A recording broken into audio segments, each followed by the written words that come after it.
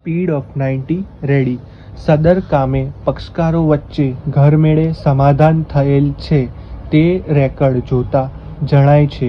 ફરિયાદ પક્ષે પોતાના કેસની હકીકતોના સમર્થનમાં આંક 14થી ફરિયાદી રમીલાબેન વિનોદભાઈ ચાવડાને તપાસેલ છે.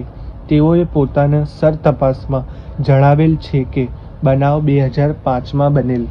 તે દિવસે સાંજે 4 વાગે મારી ભત્રીજી મનીષાએ મારા ઘરે આવી જણાવેલ કે અમદાવાદ આપણી ચાલીમાં રહેતા હંસાબેન કે જેમને ધંધુકા મીરાવાડીમાં પરણાવેલ છે તથા તેમના ઘરવાળા સાગરભાઈ અવારનવાર મારી સાથે ઝઘડો કરે છે અને હું બપોરે 2:30 વાગે ધંધુકા 4 રસ્તા પર વાહનની રાહ જોઈ ઊભી હતી. તે વખતે હંસાબેન તથા સાગરભાઈ તથા અમદાવાદના કમલેશભાઈ આ ત્રણેય જણા મારી સાથે બોલાચાલી કરી ઝઘડો કરેલ. આથી હું તમને જાણ કરવા આવી છું તેવી વાત મનીષાએ મને કરેલી. મારા પતિ વિનોદભાઈ સાગરભાઈને ફોન કરેલ.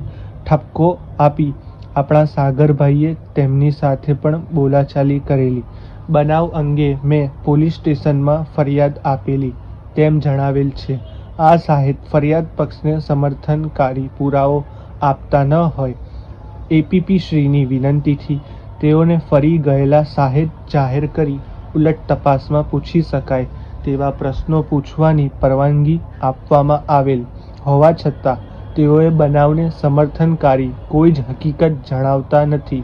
બચાવ પક્ષની ઉલટ તપાસમાં ફરિયાદીએ એ વાત ખરી છે કે આરોપીઓએ કોઈ જાનથી મારી નાખવાની ધમકી આપેલ નથી.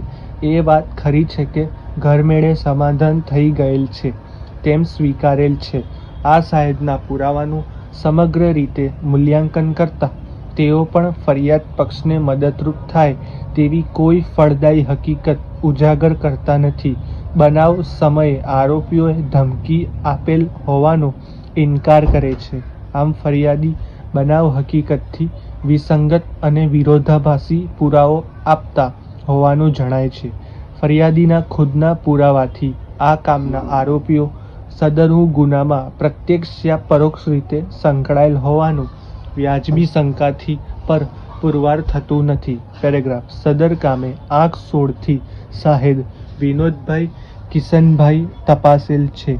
તેઓએ તેમની સરતપાસમાં બનાવ 2005માં બનેલ મારા વાઇફના ભત્રીજી મનીષા આવી મારા ઘરનાને જણાવેલ કે અમદાવાદ આપણી ચાલીમાં રહેતા હંસાબેન કે જેમને ધંધુકા મીરાવાડીમાં પરણાવેલ છે તથા તેમના ઘરવાળા સાગરભાઈ અવારનવાર મારી સાથે ઝઘડો કરે છે અને હું બપોરે 2:30 વાગે ધંધુકા 4 રસ્તા પર વાહનની રાહ જોઈ હતી.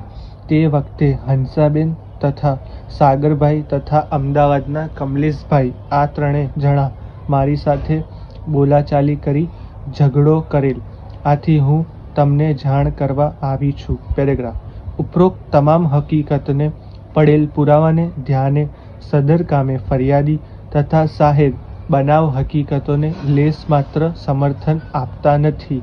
આ કામે રજૂ થયેલ પંચનામું એ સાંયોગિક પુરાવા પૂરા પાડે છે, પરંતુ ખુદ જ્યારે ફરિયાદી તથા સાહેબ બનાવ હકીકતને લેશ માત્ર સમર્થન આપતા ન હોય ત્યારે આ સાંયોગિક પુરાવાનું મૂલ્ય ઘટી જાય છે.